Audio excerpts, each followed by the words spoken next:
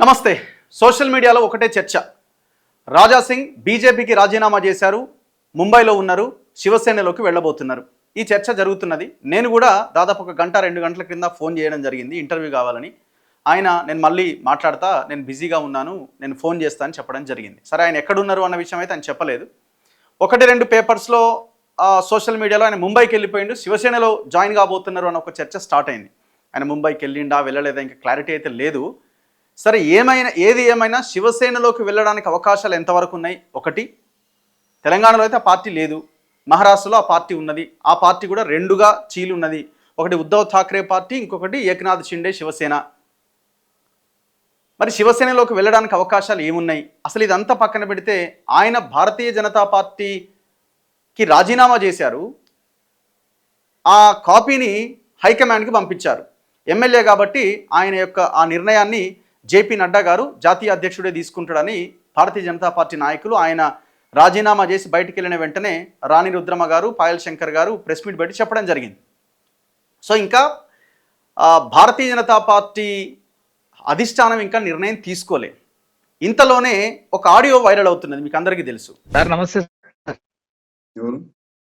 Sir, కార్యకర్తను sir నేను.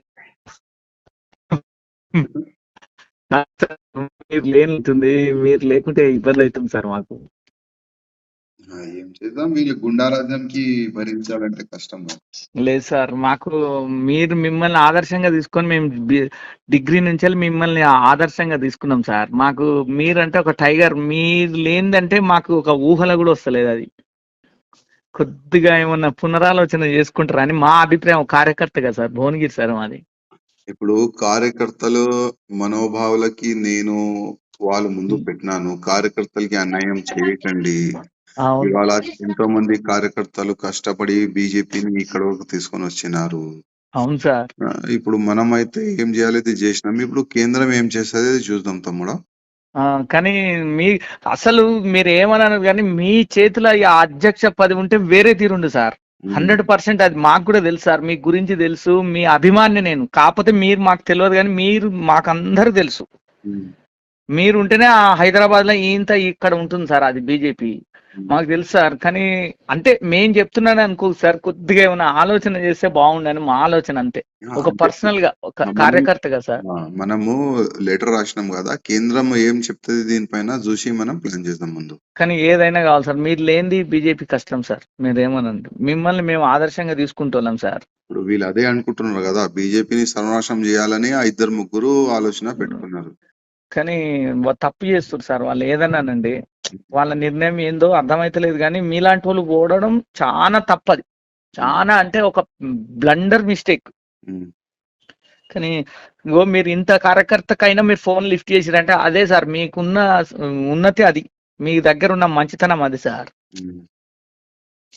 Sir మేము భువనగిరి సార్, మీరంటే మాకు ఇష్టం సార్. మీ స్టేట్ అన్ని మాకు మీరంటే ఇక ఇంట్లో అంత అది అన్నట్టు మాకు. మా ఫ్యామిలీ మొత్తానికి రాజా సింగ్ అంటే సాల్ బ్రాండ్. కానీ లక్షల మంది ఉన్నారు సార్ నాలాంటి వాళ్ళు, అది మీకు తెలియదు. కాకపోతే కొన్ని విషయాలు తెలివాయి. కానీ దేవుని దేవాల మళ్ళీ మీరు రావాలి, మీరు ఉండాలి, మాకు మీరు ఉంటే చాలు సార్. మాకు మేము ఇంత కష్టపడి 30 ఏళ్ళ నుంచి సార్, మేము మా ఆర్ఎస్ఎస్ కాలేజ్ ప్రెసిడెంట్ నుంచి ఏబీపీ ప్రెసిడెంట్, మీ లెక్క మేము. కానీ బాధ అవుతుంది మీరు లేరని, అంతే. కానీ ప్రయత్నం చేయండి సార్, మళ్ళీ ఏదైనా పునరాలోచన చేయండి ప్లీజ్. థ్యాంక్ యూ సార్, దండాలు సార్. జై శ్రీరామ్ సార్. జై శ్రీరామ్. ఆ ఆడియో కూడా రాజా సింగ్ వాట్సాప్ నుంచి బయటికి షేర్ అయినటువంటి ఆడియోలే. ఆ ఆడియోలో ఒక బీజేపీ కార్యకర్త ఫోన్ చేసి, భువనగిరి నుంచి ఫోన్ చేసి, నేను బీజేపీ కార్యకర్తను మాట్లాడుతున్నా సార్, మీరు ఈ పార్టీలోనే ఉండాలి, మీకు లక్షలాది మంది అభిమానులు ఉన్నారు అని చెప్పిన సందర్భంలో, అడిగిన సందర్భంలో, నేను లెటర్ అయితే హైకమాండ్కి పంపించినా వాళ్ళు ఏం నిర్ణయం తీసుకుంటారో చూద్దాము అనే ఒక అభిప్రాయాన్ని వ్యక్తం చేశారు. అదే సమయంలో ఒకరిద్దరు కలిసి పార్టీని నాశనం చేస్తున్నారు అన్న అభిప్రాయాన్ని కూడా మళ్ళీ తను అదే విషయాన్ని చెప్తూ వచ్చారు. సో ఆయన అసలు భారతీయ జనతా పార్టీ కనుక ఒకవేళ ఆ రెసిగ్నేషన్ని తిరస్కరిస్తే మళ్ళీ రిజైన్ చేసి లేదు యాక్సెప్ట్ చేయాల్సిందే అంటాడా?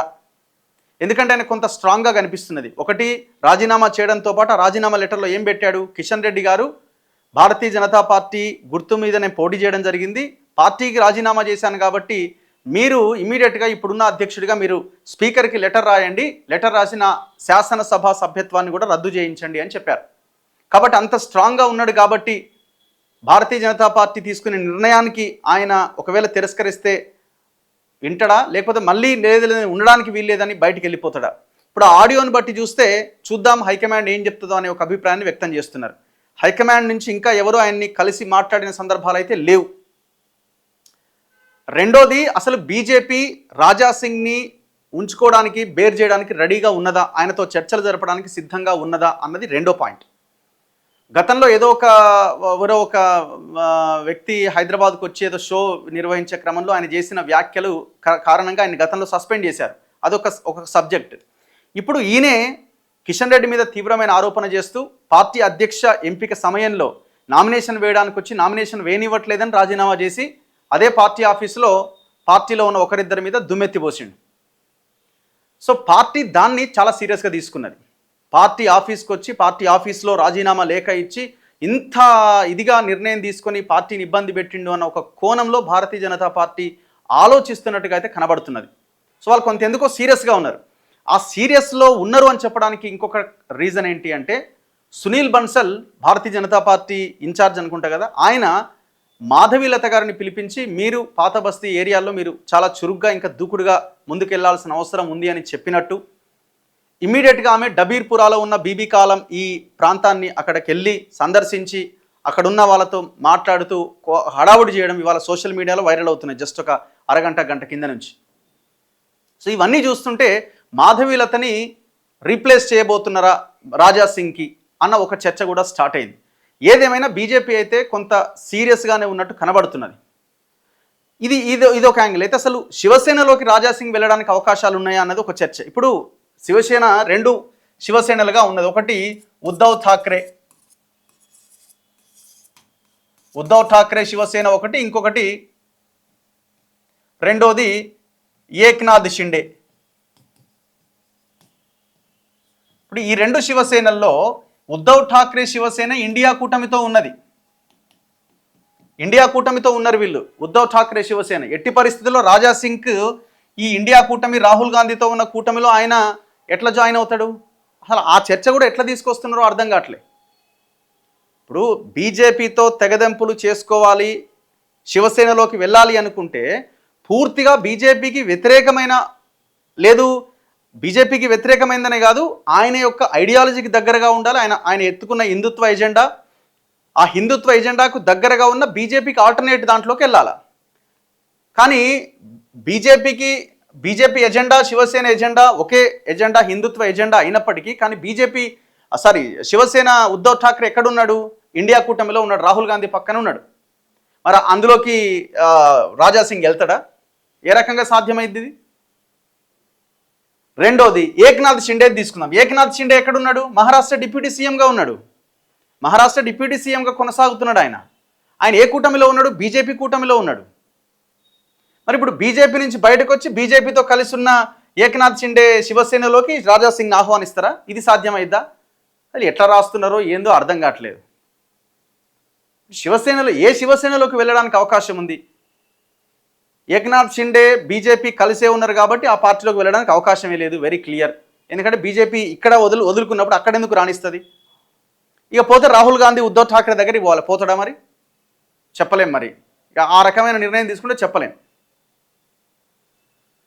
సో వెరీ వెరీ వెరీ క్లియర్గా రాజాసింగ్ నాకు ఉన్న సమాచారం ప్రకారం అయితే, అంటే మనకు అనిపిస్తున్న దాని ప్రకారం అయితే బీజేపీతోని ఇక ఆయన గొడవ పెట్టుకొని ఇంకోటి చేసి, ఆడియో వింటుంటే మనకు అర్థమవుతుంది, ఇంకొకటి చేసి ఆయన బయటికి వెళ్ళిపోయి ఇంకొక పార్టీలోకి వెళ్తానైతే నాకు అనిపిస్తలేదు. అయితే ఒకవేళ వాళ్ళు కనుక సీరియస్గా తీసుకొని నువ్వు మా పార్టీలోకి వద్దు అని అంటే ఆయన సైలెంట్గా ఉంటాడేమో, కానీ వేరే ఇంకో కాంగ్రెస్కో ఇంకో దానికి వెళ్తానైతే నాకు అనిపిస్తలేదు.